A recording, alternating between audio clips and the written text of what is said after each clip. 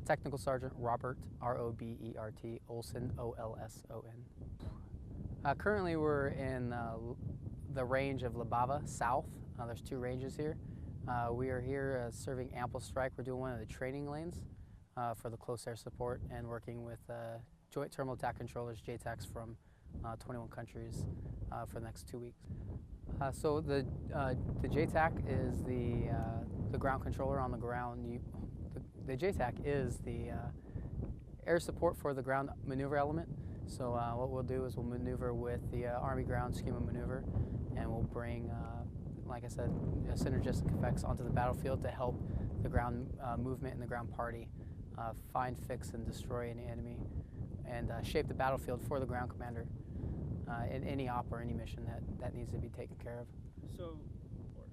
So what we do, what our technical skill is trying to recreate the battlefield from the air perspective and be the liaison for the air to ground perspective to help bring the air picture or the ground picture to the Air Force or to the air assets, so that way we can find the actual target, the right place, the right time, and bring the right effect to the battlefield for the ground commander. This training lane right here is more of a dismounted counterinsurgency effort to find pockets of insurgency and insurgents and take out any weapons caches, a typical counterinsurgency mission while on the move. There's other lanes in ample strike that are doing mounted in BMPs and APCs, armored personnel carriers, and also dropping live ordnance to create realism for all JTACs at ample strike. So we have an urban operation. There is a mounted operation. We are in the dismounted counterinsurgency operation, and there's also a high threat, mainly. But there's a MCO lane as well, where there's high threats shooting at aircraft, and we have to target those as well. So downrange, our role is basically to help keep friendly safe and bring everybody that we go out, and we bring everybody back. Our main purpose is to, like I said, bring effects to the battlefield. However, we got to do it smartly, and our main job is to limit any fratricide, to include any CDE concerns that the ground commander doesn't want to hit. So we got to worry about civilians and structures and infrastructure just as much as we have to worry about the enemy and the friend location. Okay. So in this training lane, our purpose is to, in this training exercise, our purpose is to take the JTACs and create a scenario where we test their skill set for bringing the effects that we need onto the battlefield based off the scenario. As you can see, it's mounted, and then we're going to go to a dismounted role, which creates a little bit more intensity, where the JTAC has to use the scenery around him, and with cloud coverage or whatever asset brings, we have to figure out a way to fix the problem and create a solution where we're going to be able to make this mission happen and make it effective. Okay, good job. Yeah, so most of this lane is movement to contact and reaction to contact. So what we created here is the ground force will have us as a recon element forward, taking heavy contact prior to aircraft checking on. We're trying to test the ability on reaction time, on how long it takes that JTAC to prosecute a target.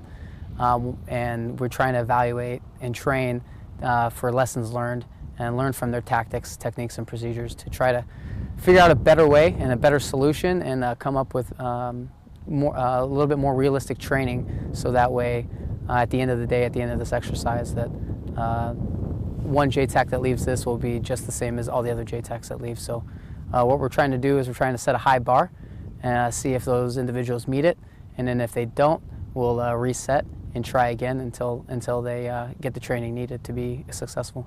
Why? The exercise is mainly focused on the JTAC as a whole and providing close air support regardless of the country. So this exercise is concentrating on everybody's ability to be a proficient and to gauge our our partners and where we're all at on the same sheet of music.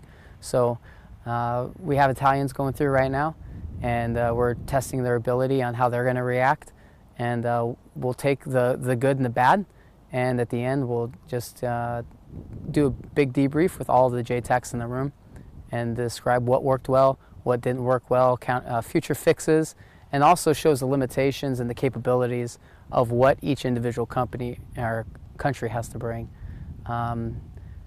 So we have a mixture of just conventional warfighters, conventional JTACs, and we have a mixture of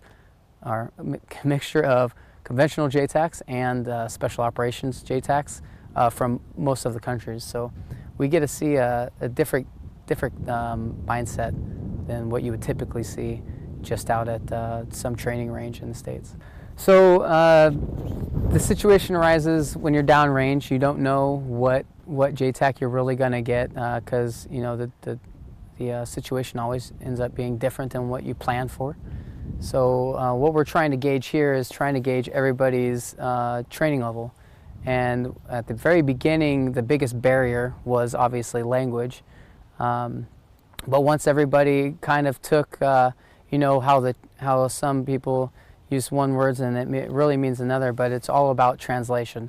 And like I said before, it's how we translate the ground picture to the air picture. And so we got to be good stewards of that to be the best liaison for the ground commander, regardless of what nation. So to answer the question, I would say the best part about training with all of these different countries is the ensuring and seeing that, a JTAC's a JTAC, regardless of what country it comes from. We are all training exactly the same, and we're all going through the same exact difficulties, regardless of the scenario and the situation. But overall, our intent is the same, is to limit fratricide and put bombs on target. So the Joint Terminal Attack Controller basically takes the ground picture and transmits it to the air, so whatever supporting asset or whatever supporting aircraft or field artillery unit is in the back trying to gauge on what's happening on the battlefield. So I basically interpret the enemy, I interpret the targets, I interpret where the friendlies are, and I interpret what our next intent is in order to neutralize the enemy and keep all friendlies safe on the ground while in close combat with the enemy. We maneuver with whatever elements on the ground. Sometimes we are stuck back in the rear, but still the job is the same. I'm still trying to interpret the ground picture to help bring assets and we're trying to bring assets and artillery and any fire support we can. Let's go with that. Any fire support we can, to include UAVs, electronic warfare, directional finding assets, anything in the arsenal that's going to help us find, fix, and destroy the enemy. That's what our job is from the ground perspective. Cool. No, this would be my first time doing ample strike. I think it's great.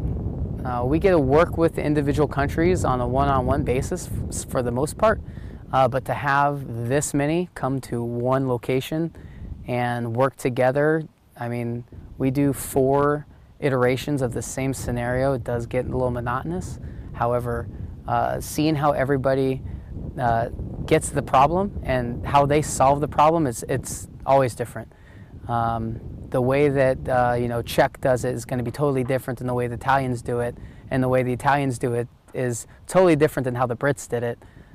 So seeing how everybody takes the tactical problem and solves it, but in their own little way, is pretty cool to see. And the same thing is, it's also cool to see that everybody, we all, regardless if we train together or not, we're all speaking the same language.